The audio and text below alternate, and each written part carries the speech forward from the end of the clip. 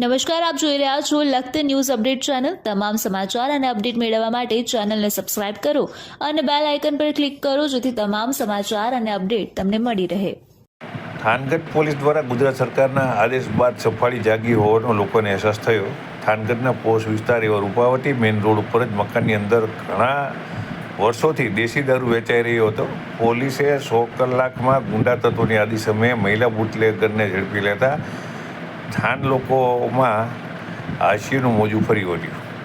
આજરોજ Thangadh police PI VK Khan, PSI H Kachot raid કરવામાં આવતા ઘરની અંદર રહેતા મહિલા ભાવનાબેન ભૂપતભાઈ મોકોણા ઘરે મળી આવ્યા હતા।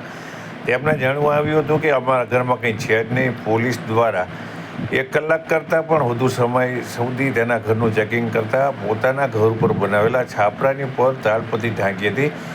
એની નીચેથી પોલીસને આશરે 100 કરતાં પણ વધારે દેશી દારૂની કોથળીઓ મળી આવી હતી। મહિલા બુટલેગરની તેના ઘર પાસે જ અટક કરી લેવામાં આવી હતી। આ રેડમાં PI VK Khan, PSI H Kachot, constable Sahdev Shirala, Vasturbha Gadhvi સહિતના પોલીસ કર્મીઓ દ્વારા કરવામાં આવી હતી। પીજીવીસીએલની ટીમને સાથે રાખી લાઇટનું કનેક્શન પણ કાઢી નાખવામાં આવ્યું હતું।